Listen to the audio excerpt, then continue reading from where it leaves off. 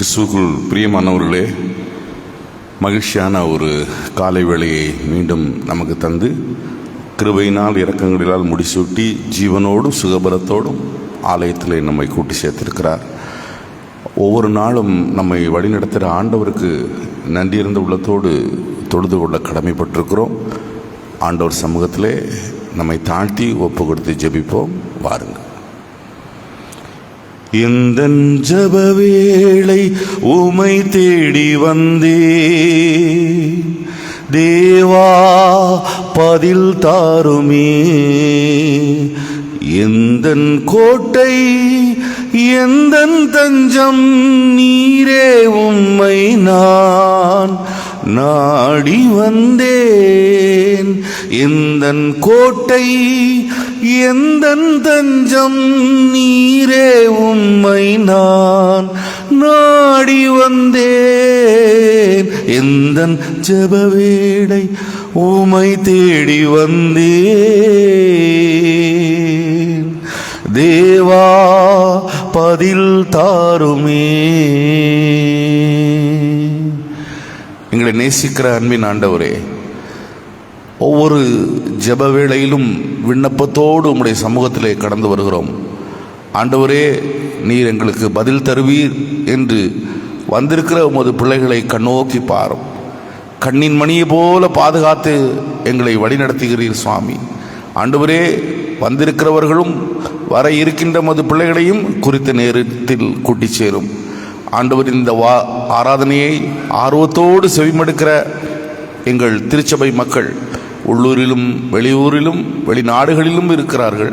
அவர்கள் யார் செவிமடுக்கிறார்களோ விசேஷித்த மது கரம் மது பிள்ளைகளை தாங்கட்டும். ஆண்டவரே, சபைக்கு வெளியேயும் இருந்து பார்க்கின்ற உறவுகளுக்கும் ஆண்டவரே ஆறுதலாக இருக்கட்டும்.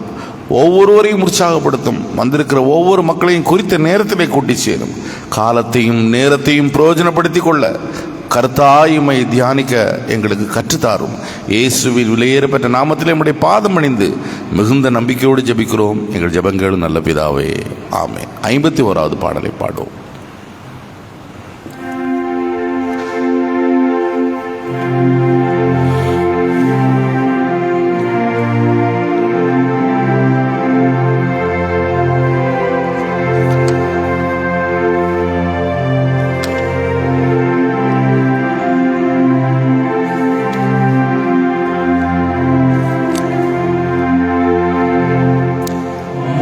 மாசற்ற தெய்வ நாமத்தை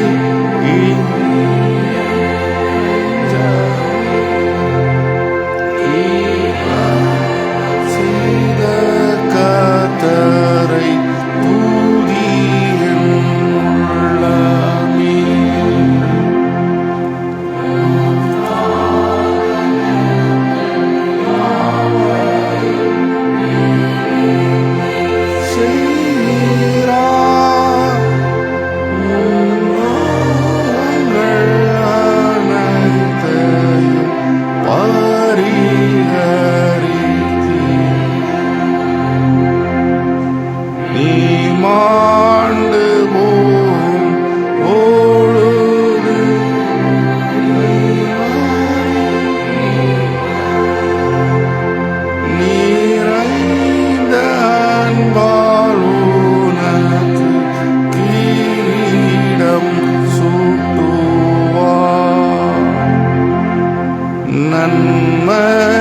நன்மைகளாலும் மனதை திருப்தியாக்கினார்.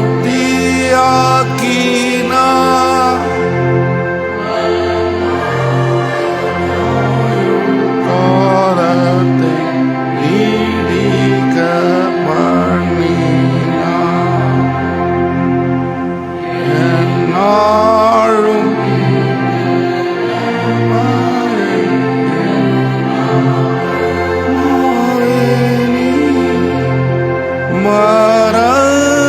மறந்திடாமல் கர்த்தரை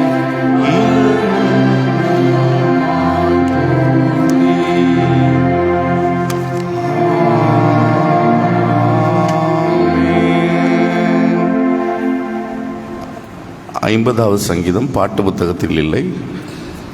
முதல் 15 வசனங்களை நாம் மறுமுறையாக வாசிப்போம். சங்கீதம் 50.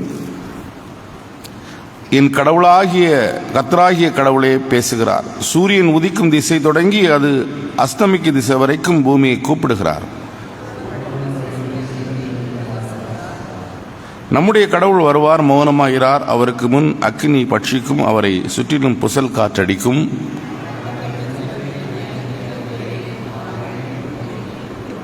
பலியினால் என்னோடு உடன்படிக்கை செய்த என் பக்தரை என்னிடம் கூட்டுங்கள் என்பார்.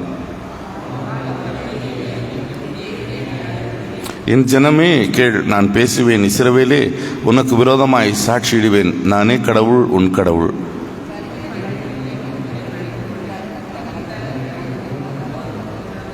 உன் வீட்டிலிருந்து காளைகளையும் உன் தொழுவத்திலிருந்து ஆட்டுக்கடாக்களையும் நான் எடுத்துக்கொள்வதில்லை.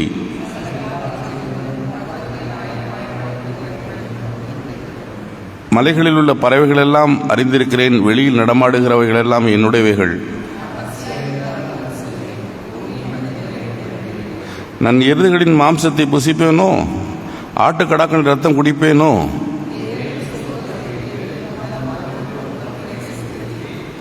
சேர்ந்து படிப்போம். ஆபத்து நாளிலே என்னை நோக்கி கூப்பிடு, நான் உன்னை விடுவிப்பேன். நீ என்னை மகிமைப்படுத்துவாய். பிதாவுக்கும் குமாரனுக்கும் பரிசுத்தாவிக்கும் மகிமை உண்டாவதாக, ஆதியிலும் இப்போதும் எப்போதும் சதா காலம் இருக்கிறபடியே. சபையார் அமருவோம். ஏசாயா 37 14 முதல் 20. ஏசாயா 37 14 முதல் 20 வாசித்து கேட்போம்.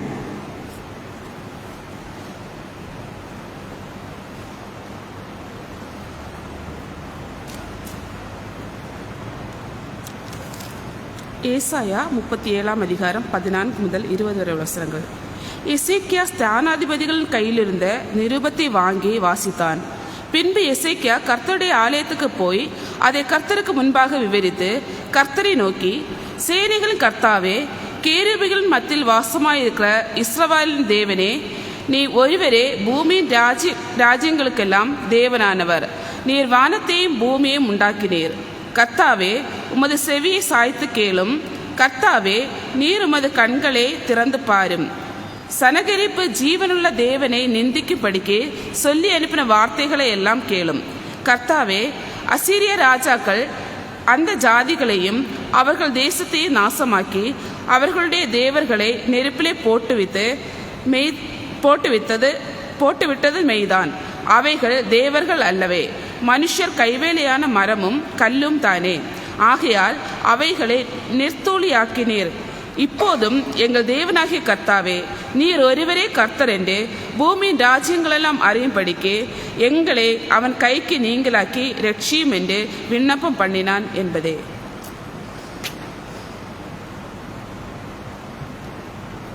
அன்பானவர்களே, முதல் வேதபாகம் முடிந்தது. யோவான் நற்செய்தி நூல் 14 அதிகாரம் 12 முதல் 17 வசனங்கள் வாசித்து கேட்போம். யாவரும் எழுந்து நிற்போம். மெய்யாகவே மெய்யாகவே நான் உங்களுக்கு சொல்கிறேன், நான் பிதாவினிடம் போகிறபடினால் என்னில் விசுவாசம் வைக்கிறவன் நான் செய்கிற கிரியைகளை தானும் செய்வான். இவைகளை பார்க்கிலும் பெரியவைகளையும் செய்வான். நீங்கள் என் நாமத்தில் எதை கேட்பீர்களோ குமாரனில் பிதா மகிமைப்படும்படியாக அதை செய்வேன். என் நாமத்தில் நீங்கள் என்னிடம் எதை கேட்டாலும் அதை நான் செய்வேன். நீங்கள் என்னில் அன்பு கூர்ந்தால் என் கற்பனைகளை கை கொள்வீர்கள்.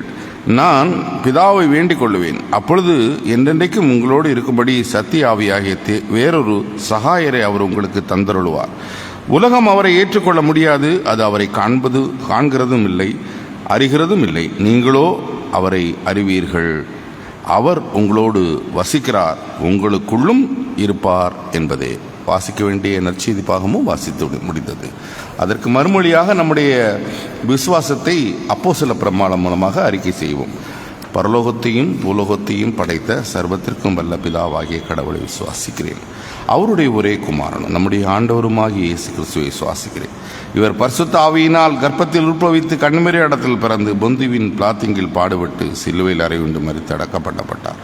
பாதாளத்தில் இறங்கி 3ஆம் நாள் மருத்துவருந்து உயிர்த்தெழுந்தார். பரத்திற்கேறி சர்வவல்ல பிதாவாகிய கடவுளுடைய வலது பாசத்தில் வீற்றிருக்கிறார். அவ்விடத்திலிருந்து உயிருள்ளோரையும் மரித்தோரையும் நியாயந்திருக்க வருவார். பரிசுத்த ஆவியானவரை விசுவாசிக்கிறேன்.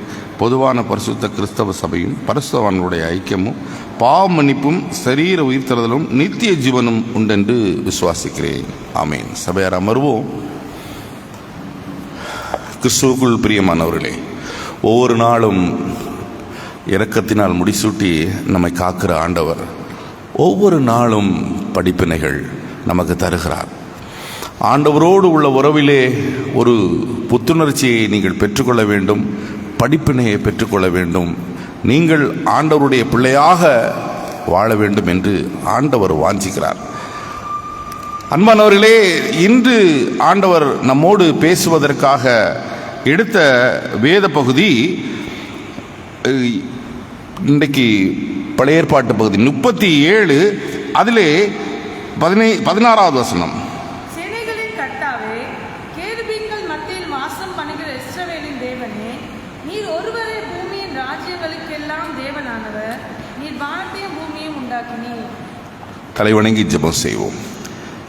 எங்களை நேசிக்கிற அன்பின் ஆண்டவரே, இந்த காலை வேளையிலே நீர் எங்களோடு உமது வார்த்தையோடு பேசுகிறீர். அது எங்களுக்கு படிப்பினையாக, ஆண்டவரே, எங்கள் ஆன்மீக வாழ்வுக்கு பாடமாக அமைய ஆண்டவர் அதன் மூலமாக நாங்கள் ஒரு புதிய தரிசனத்தையும் பெற்றுக்கொள்ள, எங்கள் வாழ்வில் அதை பிரயோஜனப்படுத்திக் கொள்ள கிருபை செய்யும். கவனம் சிதறாதபடி பாதுகாத்துக் கொள்வோம். ஆண்டவரே, இதை செவிமடுக்கிற யாராக இருந்தாலும் உம்மால் தொடப்பட்ட ஒரு அனுபவத்தை பெற கிருபை செய்யும். இயேசுவின் நாமத்தில் கேட்கிறோம் எங்கள் ஜெபங்களும் நல்ல பிதாவே. ஆமீன்.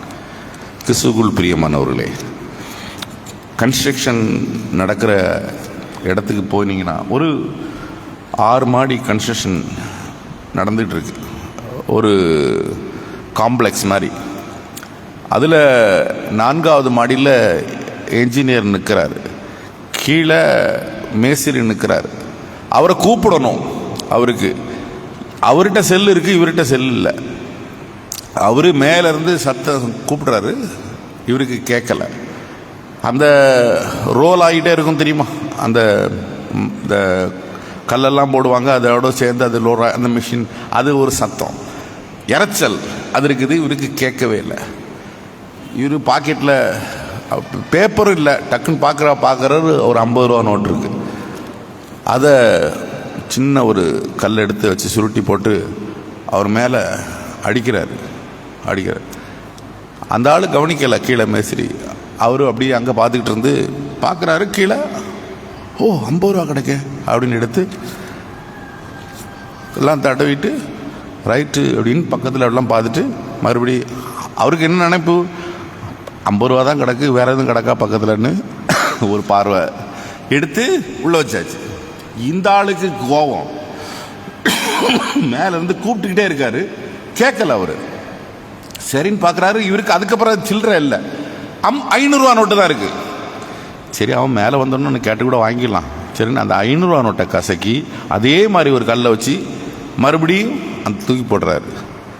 டக்குன்னு பார்க்காரு இவர், 500 ரூபா கிடக்கேன்னு சொல்லிட்டு அதையும் எடுத்து வச்சு சுத்தமாக கரெக்டாக எடுத்து வச்சுட்டு அப்படியே நன்றி சொல்லி உள்ள வச்சாச்சு. இவருக்கு பயங்கர கோபம் வந்துட்டு கூப்பிட்டு பார்த்து என்ன செஞ்சார், ஒரு கல் எடுத்தார், பெரிய கல் எடுத்து அவர் மேலே வீசினார். தோளில் முதுகில் பட்டுச்சு. பட்ட உடனே என்ன செய்கிறாரு, மேலே அப்படி திரும்பி பார்க்காரு. மேலே அவர் எங்கே அப்படி பார்க்காரு, மேலே வா அப்படின்னா ஒரு சத்தம் போட்டு கூப்பிட்றாரு. பிரியமானவர்களே, ஆசீர்வாதங்கள் வரும்போது பணம் அவருக்கு ஆசீர்வாதம் தானே, எல்லாருக்கும் ஆசீர்வாதம் வரும்போது அவன் வானத்தை பார்க்கல, மேலே பார்க்கல, எங்கே இருந்து வந்ததுன்னு பார்க்கல, எங்கே விழுதுன்னு பார்க்கல. ஆனால் ஒரு பெயின் அவன் உடம்புல தட்டுன உடனே மேலே பார்க்குறான் இல்லையா. நீ பணத்தை விழுந்த பிறகு அது விழுந்த பிறகு எப்படி இது விழுந்துச்சுன்னு சொல்லி மேலே திரும்பி இருந்தானா ஒரு பிரச்சனை இல்லை, ஒரு நார்மல்.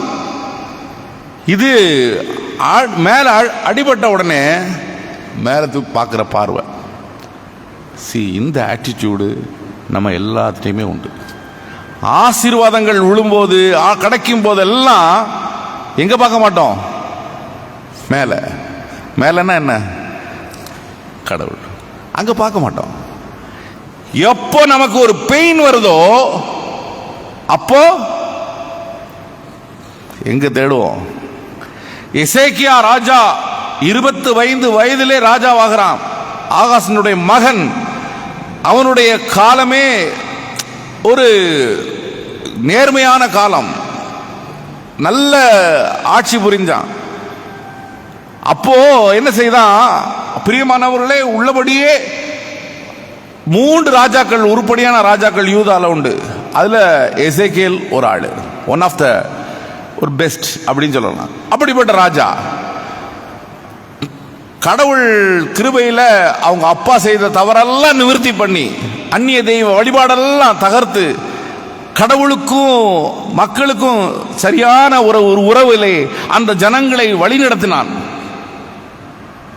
விளக்கு எவ்வளவுதான் வெளிச்சமா இருந்தாலும் சின்ன இருள் வட்டம் உண்டு, அப்படிதானா?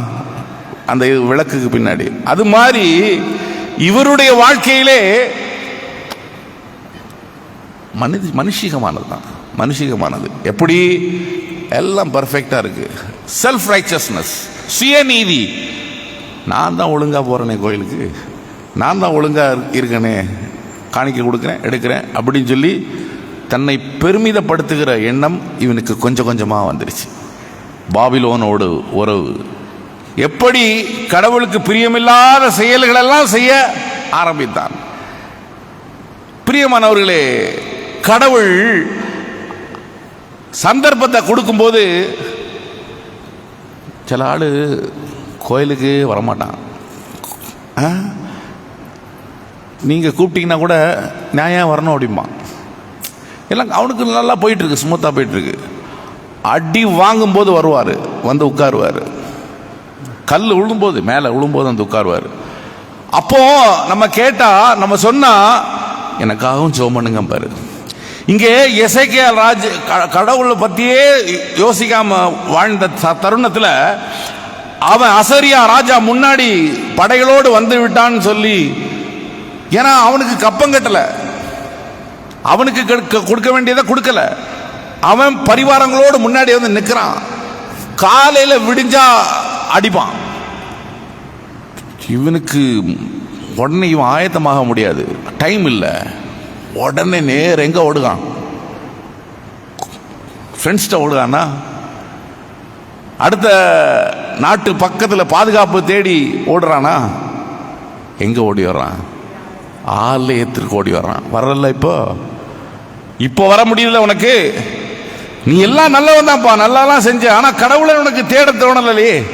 சுயநீதியில இருந்தல, நான் பர்ஃபெக்டா இருக்கேன், நமக்கு என்ன அப்படின்னு வாழ்ந்த வாழ்க்கை அப்படியே ஒரு டேர்னிங் பாயிண்ட். கடவுள் கோயில்ல வந்து சரணடைஞ்சி விண்ணப்பம் பண்ணி அழுது, ஆண்டவரே, கேருன்பிகள் வீட்டிருக்கிறவரே, பெரியவரே, பூமிக்கு அதிபதியே, வானத்துக்கும். இதெல்லாம் எதுக்கு? கடவுள்கிட்ட ஸ்ட்ரைட்டா சொல்ல வேண்டியதானே, சொல்ல முடியல. அவருக்கு எவ்வளவு புகழணுமோ, வல்லவர் நல்லவர்னு. நமக்கு பெயின் வரும்போது, கஷ்டம் வரும்போது தான் கடவுள் வல்லவர் நல்லவர், விடுவிப்பாரு எல்லாம் சொல்றது. பிரியமானவர்களே, அவரை புகழ்ந்து பாடுகிறான். ஆண்டவரே, வேற ஆதாரம் இல்லை, கண்ணை திறந்து பாரும், காதை திறந்து கேளும், கண்ணீர் விடுறான், பதறுகிறான். நம்ம ஆண்டவரும் ஒரு மாதிரி வழுங்கல் மாதிரி தான். என்ன வழுங்கல்னா நம்ம ஊர்ல சொல்லுவாங்கல்ல. கடவுள் என்ன செய்தாரு? அவரு எவ்வளவு நல்லவனா இருந்த நீ என்ன மறந்துட்டியப்பா அப்படின்னு சொல்லல. அந்த இக்கட்டான நேரத்தில் அவன் கூப்பிடுற அந்த வேதனையை பார்த்து ஆண்டவர் என்ன செய்யறாரு? தூதன் அனுப்புறாரு. தூதனை அனுப்பி 36ஆம் வசனம் படிமா. 36ஆம் வசனம். அப்பொழுது கர்த்தருடைய தூதன் புறப்பட்டு அசீரியரின் பாளையத்தில் 185,000 பேரை சங்கரித்தான். பாருமா, இங்க அவன் பிரார்த்தனை பண்ணி கண்ணீர் விடுறான். ஆண்டவரே, காலையில விடிஞ்சா என்ன படையெடுத்துருவான், நீ பாரு ஆண்டவரேன்னு விண்ணப்பம் பண்றான். கடவுள் ஜஸ்ட் ஒரு தூதனை அனுப்புறாரு. அவனுடைய எண்ணிக்கை பாருங்க, அசிரியா அவனுடைய படை பலத்தை அப்படியே நிர்மூலமாக்குறான். நிர்மூலமாக்குகிறார் கடவுள். ஆண்டவர் தன்னை யார் என்பதை காண்பிக்கிறார். பிரியமானவர்களே, கஷ்டங்களும் வேதனைகளும் வரும்போது கடவுளை கூப்பிடுவதல்ல, கடவுள் நம்மை ஆசீர்வாதமாக நடத்தும் பொழுதே அவருக்கு நன்றியா இருக்கணும், அவரை தேடணும், அவரை மகிமைப்படுத்தணும். மனுஷிகம் பிரச்சனைன்னு வரும்போது ஓடிடுறது, இது மனுஷிகம். கடவுள் எத்தனை நல்லவராக அவனுக்கு இறங்குகிறார். அவன் கூப்பிட்ட நேரத்திலே அவர் இறங்குகிறார். கோயிலுக்கு வந்தான், ஓடி நேர கோயிலுக்கு வந்தான். பிரச்சனை வரும்போது கோயிலுக்கு வரான்டான், அதுக்கு முன்னாடியே கோயிலுக்கு வரணும், அதற்கு முன்னாடியே கடவுளை தேடணும். ஆண்டவருடைய பிள்ளைகள், நீங்க எப்போதும் விழிப்பா இருக்க வேண்டும் என்று, கடவுளோடு உள்ள உறவிலே சரியாக இருக்க வேண்டும் என்று கடவுள் விரும்புகிறார். நீதிமானை கடவுள் எப்போதும் கவனிக்கிறவர் இல்லையா? பனையை போல அவன் செழிச்சாலும் அவனை கவனிக்கிறவர். நீதிமான ஒரு நாளும் கைவிட மாட்டார். நீதிமான் யாரு? பேரை சொல்லுங்க, நமக்கு தெரிஞ்ச ஆளை பேரை சொல்லுங்க. நீதிமான்னா யாரு? சொல்லியிருக்கேன்லம்மா, பல தடவை பேசியிருக்கோம். நீதிமானா யாரு, பாக்கியவானா யாரு, நித்திய ஜீவனா ஏது இல்லையா? ஒவ்வொன்றுக்கும் பொருள் சொல்லியிருக்கு, அர்த்தம் உண்டு. எங்களுக்கு அப்படிதான் சொல்லி கொடுத்தாங்க அங்க ஏத்தாப்படி இறையியல் கல்லூரியில். ஒவ்வொரு வார்த்தையும் இது எல்லாருக்கும் யாருக்கும் சொல்லிக் கொடுக்க மாட்டாங்க. இந்த மாதிரி உள்ளான அர்த்தங்களை எல்லாம் நமக்கு அப்படிப்பட்ட கடவுள் ஆசிரியர்கள்லாம் தந்தார். ஆசீர்வாதமான நாட்கள் அதெல்லாம். பிரியமானவர்களே, நீதிமான் என்றால் one who have a right relationship with God, கடவுளோடு ஒரு சரியான உறவு வைத்திருப்பவன் நீதிமான். நீதிமான்னா மற்றவர் தான் நினைச்சேன், பாஸ்டர் சொன்ன உடனே அப்படின்னு நீங்க யாரையுமே மனசுல கற்பனை பண்ணாதீங்க. கடவுளோடு சரியான உறவு வைத்திருப்பவன் நீதிமான். அவனை விடமாட்டாரு கடவுள். Right relationship. பிரியமானவர்களே, அப்படிப்பட்ட நீதிமானாக எசேக்கியேல் ராஜா இருக்கல. ஆனா கடவுள் உங்கள் ஒவ்வொருவரையும் நம்மையும் அழைக்கிறார். கடவுளோடு உள்ள உறவிலே சரியாக இருங்கள். நீங்கள் பாருங்கள், கடந்த வாரம் செய்தியில் கூட அப்படிதான் நம்ம பார்த்தோம். பாதைக்கு தீபம் உமது வசனம் என்ன பாதையை சரிப்படுத்தட்டும் ஆண்டவரே, கரெக்ட் பண்ணணும். அப்படிப்பட்ட ஆபத்து காலத்தில் என்னை நோக்கி கூப்பிடு, நான் உன்னை விடுவிப்பேன், நீ என்னை மகிமைப்படுத்துவாய். எங்க இருக்குது? இன்னைக்கு வாசித்த சங்கீதத்தில் இருக்கு இல்லையா? பிரியமானவர்களே, ஆபத்து காலத்திலே கூப்பிட்டாங்க எசேக்கியேல். கடவுள் கைவிடல, அவனுக்கு மனம் இறங்கினார். என் நாமத்தினால நீ எதை கேட்டாலும் உனக்கு தருவேன். அதுவும் எங்க இருக்கு?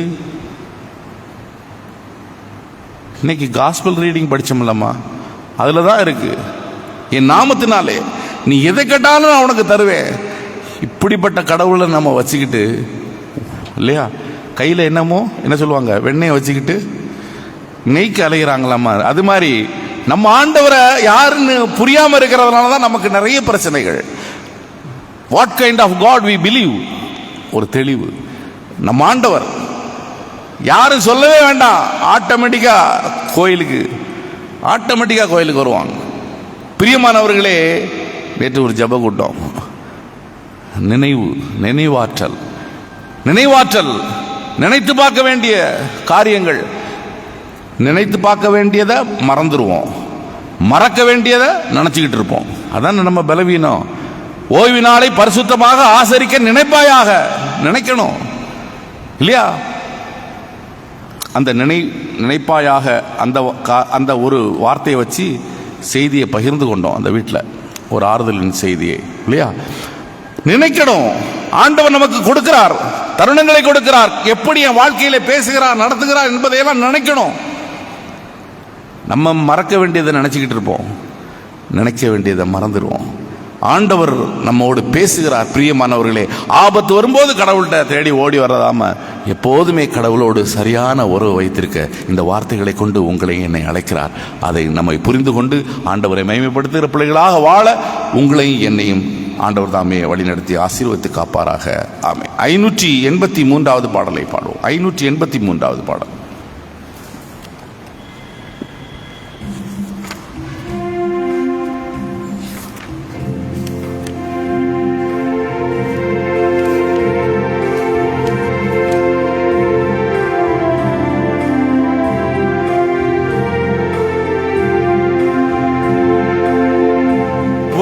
வருவாய்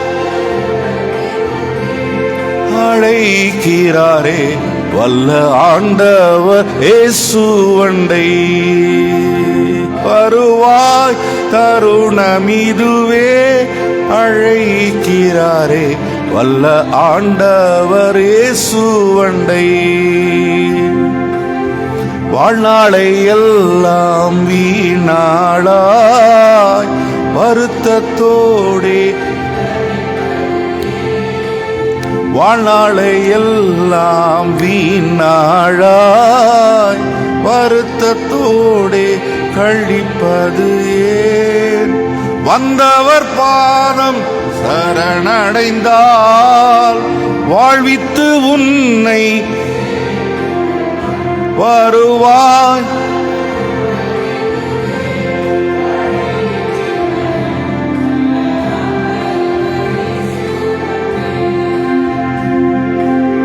கட்டின வீடும் நிலம்பொருளும் கண்டிடும்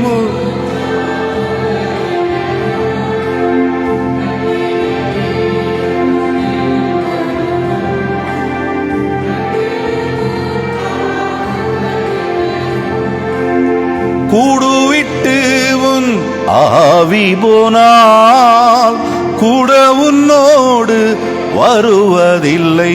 வருவாய் இதுவே அழைக்கிறாரே வல்ல ஆண்டவர் இயேசுவண்டை. பாவம் வியாதியையும் மாறாத உந்தன் பலவீனமும், தீராத பாவம் வியாதியையும் மாறாத உந்தன் பலவீனமும், கோரக்குருசில் சுமந்து தீர்த்தார் காயங்களால் நீ குணமடைய வருவார். அழைக்கிறாரே வல்ல ஆண்டவர் இயேசுவண்டை. ஜெபம் செய்வோம். எங்களை நேசிக்கிற எங்கள் அன்பின் ஆண்டவரே, ஆபத்துகளும் தேவைகளும் கஷ்டங்களும் கவலைகளும் வரும்போது மாத்திரம் ஆண்டவரே உம்மை தேடி ஆலயத்திற்கு வந்து அபயமிடுகிற பிள்ளைகளாக இல்லாதபடி கடவுளை எப்போதும் நாங்கள் மரியாதையோடு மதிப்போடு ஆலயத்திலே வந்து ஆண்டவருக்கு கொடுக்கக்கூடிய கனத்தை கொடுக்க ஆண்டவரே இன்றைக்கான படிப்பினையை தந்தீரே. சந்தர்ப்பவாதிகளாக அநேக பக்தர்கள் இருக்கிறார்கள் சுவாமி. ஆண்டவரே நாங்கள் அப்படி அல்ல. எங்கள் சத்திய தேவனை புரிந்து கொண்டு எப்போதும் உம்முடைய நிழலிலே வாழுகிற பிள்ளைகளாக நிம்மதியாக இந்த உலகத்திலே வாழ்வதற்கு நீர் அழைக்கிற அழைப்பை, நித்தியமான அழைப்பை நாங்கள் புரிந்து கொண்டு வாழ எங்களை பக்குவப்படுத்தும் சுவாமி, பக்குவப்படுத்தும். நிலையில்லாத உலகம் ஆண்டவரே, நிலையில்லாத உலகம், நிலையில்லாத உலகம். வருவாய் தருணம் இதுவே என்று அழைக்கிற உமது அழைப்புக்கு ஆண்டவரே இந்த பூமியில் எதுவுமே நிலையில்லை.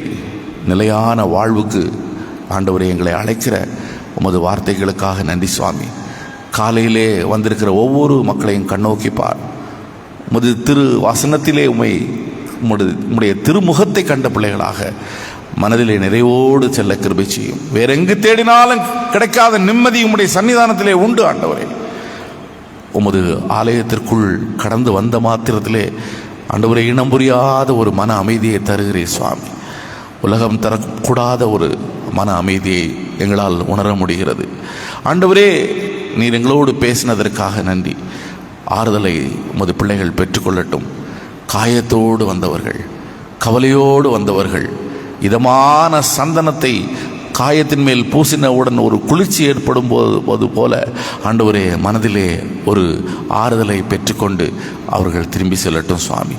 ஒலிபெயர்க்கின் வாயிலாக ஆண்டவரே, இந்த முகநூல் வாயிலாக செவிமடுக்கிற யாராக இருந்தாலும் ஆண்டவரே உமது பிள்ளைகளுக்கு ஆறுதலை தாரும், ஆறுதலை தாரும் ஆண்டவரே. ஆண்டவரே இந்த நாளை விசேஷித்த நாளாக, திருமண நாள், பிறந்த நாள், மறக்க முடியாத நாள் என்று ஆண்டவரே நினைவு கூறுகின்ற நினைவு நாள் என்று ஒவ்வொரு குடும்பத்தில் ஆண்டவரே பார்க்கிற பிள்ளைகளுக்கும் இந்த நாளுக்குரிய ஆசீர்வாதங்களை ஆண்டவரே தந்து வழிநடத்தும். ஆண்டவரே, உம்முடைய சமூகத்திலே அபயமிடுகிறவர்கள் உண்டு. எத்தனையோ மக்கள் வியாதியினால் உளறுகிறார்கள், கஷ்டப்படுகிறார்கள். ஆண்டவரே, நோய் நொடியினால் நோயற்ற வாழ்வே குறைவற்ற செல்வம், தீராத பாவம் வியாதிகளையும் ஆண்டவரே சிலுவையிலே வெற்றி சிறந்த ஆண்டவர் உன் ரோகங்களையெல்லாம் குணமாக்குகிறார் என்று சொல்லி முதல் பாடலிலே பாடினோம். ஆண்டவரே, எங்கள் கவலைகளெல்லாம் தெரியும் எங்கள் ஆண்டவருக்கு. மருத்துவமனையில் சிகிச்சை பெறுகிறவர்கள் உண்டு, வீட்டிலே சிகிச்சை பெறுகிறவர்கள் உண்டு. ஐயா, என் பிள்ளைகளுக்காக வேண்டிக் கொள்ளுங்கள், என் பேரனுக்காக வேண்டிக் கொள்ளுங்கள் என்று ஆண்டவரே கவலையோடு போதர்களை வீட்டுக்கு அழைக்கிற மக்கள் உண்டு. ஆண்டவரே, நீர் ஒருவரே எல்லாவரையும் அறிவர். நானே பரிகாரியாக கர்த்தர் என்று சொன்ன எங்கள் ஆண்டவரே, நான் குணமாக்கும் கர்த்தர் என்று சொன்னவரே, நீர் பொறுப்பெடுத்துக் கொள்ளும். ஆண்டவரே, பொறுப்பெடுத்துக் கொள்ளும். சுகத்தை தாரும், நிம்மதியை தாரும். எத்தனை குடும்பங்களிலே ஆண்டவரே நோயினால் கஷ்டப்படுகிறார்கள், அவநம்பிக்கை கொடுக்கிறார்கள். சுவாமி ஆண்டவரே, கண்ணோக்கி பாரும், விடுதலையை தாரும். கிறிஸ்டி அவர்களுக்கு விரைந்து மருத்துவமனையிலிருந்து வீடு திரும்ப ஆண்டவரே கிருபை செய்யும். நீரை பொறுப்படுத்திக் கொள்ளும். ஆண்டவரே, எங்கள் சபையினுடைய உத்தியோகஸ்தர்கள், டீக்கன்மார்கள் யாவரையும் ஆசீர்வதியும். உடன் ஊழியரை ஆண்டவரே, போதகரையும் ஆசீர்வதியும். ஆண்டவரே, கணனி ஊழியர், இன்னும் கோயில் பிள்ளை, பெண் ஆண்டவரே, துப்புரவு பணி செய்கின்ற, தூய்மை பணி செய்கின்ற இந்த சபையை நேசித்து எந்த பணி செய்கிற யாராக இருந்தாலும் மது பிள்ளைகளோடு ஆண்டவரே உம்முடைய கிருபையும் ஆண்டவரே பாதுகாப்பு இருக்கட்டும். சுவாமி, காலையிலே அதிகாலையிலே ஒரு கூட்ட ஜனத்தை உற்சாகமாக ஆண்டவரே அழைத்து வருகிறீரே. ஊழியர்களாகி எங்களையும் உற்சாகப்படுத்துவதற்காக ஆண்டவரே உமது பிள்ளைகளை அழைத்து வருகிறீரே, அதற்காக நன்றி செலுத்துகிறோம். உம்முடைய ஆண்டவரே கிருபையினால் உமது மக்களை கூட்டி சேர்க்கிறீர். வந்தவர்கள் ஒவ்வொருவரும் இந்த காலையிலே புத்துணர்ச்சியோடு வந்தது நல்லது என்று உணரும்படி ஆண்டவரே நீர் கிருபை செய்யும். நீர் அவர்களோடு பேசும், போக்கிலும் வரத்திலும் நீர் துணையாக நெல்லும். ஆண்டவரே, வெளியூரிலே வெளிநாடுகளில் இருக்கிற எங்கள் திருச்சபை மக்கள் குடும்பங்களே ஆசீர்வதி. குறைகள் எல்லாம் பொறுத்துக் கொள்ளும், குற்றங்களை எல்லாம் மன்னியும். இந்த கட்டுமான பணி ஆண்டவரே, சுற்றுச்சுவர் கட்டுமான பணி விரைந்து முடிக்க எங்களுக்கு கிருபை செய்யும். இயேசுவின் நாமத்திலே உமது பாதமணிந்து மிகுந்த நம்பிக்கையோடு ஜெபிக்கிறோம் எங்கள் ஜெபங்கேடு நல்ல பிதாவே, ஆமேன். பரமண்டலங்களில் இருக்கிற எங்கள் பிதாவே, உம்முடைய நாமம் பரிசுத்தப்படுவதாக, உம்முடைய ராஜ்யம் வருவதாக, உம்முடைய சித்தம் பரமண்டலத்திலே செய்யப்படுவது போல பூமியில் செய்யப்படுவதாக. அண்ணன் வேண்டிய ஆகாரத்தை எங்களுக்கு தாரும். எங்கள் கடனாளிகளுக்கு நாங்கள் மன்னிக்கிறது போல எங்கள் பாக்கணங்களை மன்னி. எங்களை சோதனைக்குட்பட பண்ணாமல் தீமிந்து ரட்சித்துக் கொள்ளும். ராஜ்யமும் வல்லமையும் மகிமையும் என்றென்றைக்கும் உம்முடையவைகளே, ஆமென். ஆசீர்வாதம். ஆண்டவராக இயேசு கிறிஸ்துவின் கிருபையும் பிதாவின் அன்பும் தூயாவின் துணை இன்றும் என்று சதா காலம் நம் அனைவரோடும் இருந்து ஆசீர்வதித்து காப்பாராக, ஆமென். என் ஆத்மாவே கர்த்தரை சோஸ்திரி, என் முழு உள்ளமே பரிசுத்த நாமத்தை சோதரி. என் ஆத்மாவே கர்த்தரை சோஸ்திரி, கர்த்தர் செய்த சகல வாரங்களையும் மறவாதே, ஆமென், ஆமென், ஆமென். சமாதானத்தோடு செல்வார்கள்.